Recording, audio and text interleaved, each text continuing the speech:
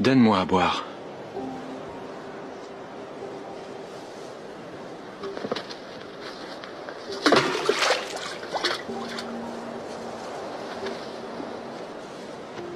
Comment toi, qui es juif, tu me demandes à boire à moi qui suis une femme samaritaine?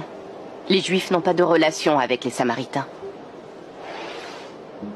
Si tu connaissais le don de Dieu, et qui te dit « Donne-moi à boire », tu lui aurais toi-même demandé à boire et il t'aurait donné de l'eau vive.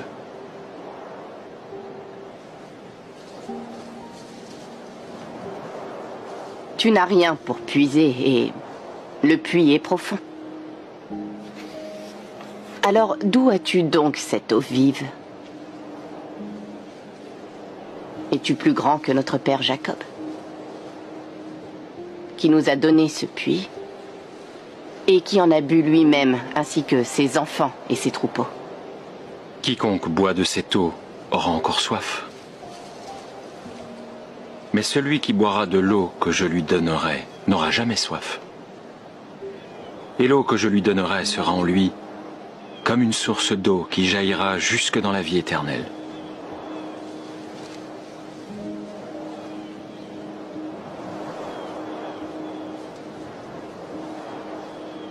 Donne-moi de cette eau, que je n'ai plus soif et que je ne vienne plus puiser. Va, appelle ton mari et reviens. Je n'ai pas de mari. Tu as bien dit, je n'ai pas de mari. Car tu as eu 5 maris.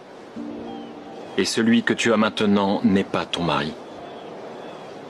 Tu as dit la vérité. Je perçois que tu es prophète. Nos pères ont adoré sur cette montagne. Et vous dites que c'est à Jérusalem que l'on doit adorer Dieu. Femme, crois-moi, l'heure vient où ce ne sera ni sur cette montagne, ni à Jérusalem que vous adorerez le Père. Vous adorez ce que vous ne connaissez pas. Nous connaissons ce que nous adorons et le salut vient des Juifs. Mais l'heure vient, et elle est déjà venue, où les vrais adorateurs adoreront le Père en esprit et en vérité, car ce sont là les adorateurs que le Père demande. Dieu est esprit, et il faut que ceux qui l'adorent en esprit et en vérité.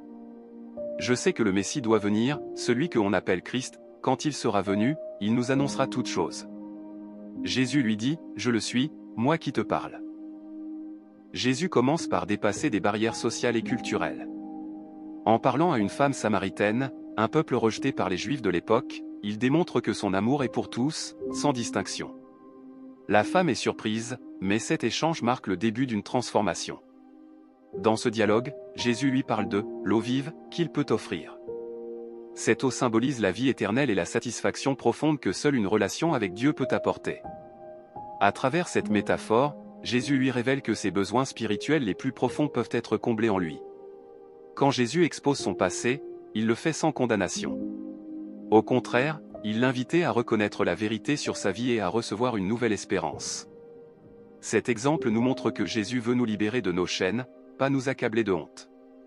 Enfin, cette rencontre aboutit à un témoignage puissant.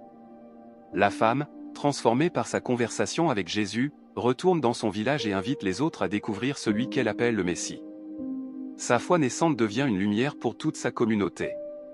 Que pouvons-nous tirer de cette histoire aujourd'hui?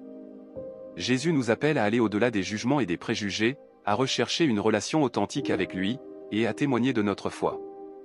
Cette rencontre est un rappel que, peu importe notre passé, nous sommes tous invités à recevoir cette eau vive.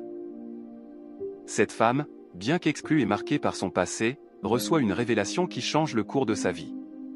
À travers cette histoire, nous voyons que le salut offert par Jésus est universel, transformateur et accessible à tous. Jésus commence par lui offrir eau vive, une métaphore puissante du salut. Le salut en Jésus-Christ, c'est d'abord la réponse aux besoins fondamentaux de chaque être humain, être réconcilié avec Dieu.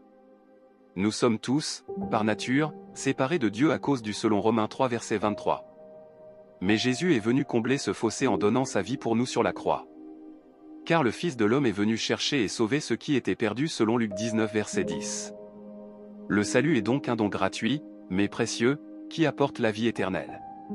Comme Jésus le dit à la Samaritaine, « Celui qui boira de l'eau que je lui donnerai n'aura jamais soif. » Jean 4 verset 14.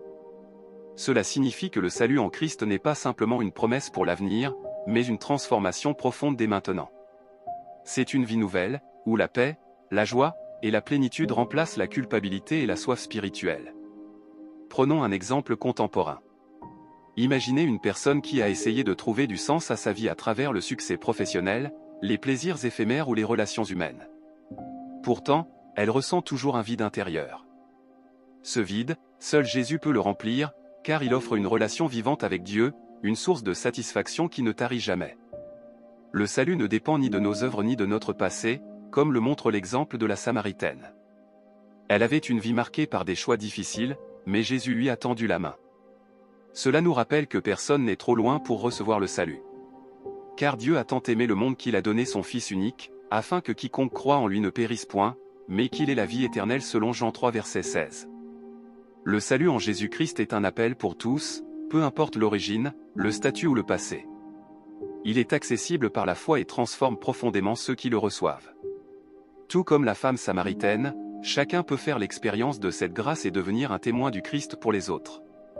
Avez-vous accepté cette eau vive qu'il vous offre?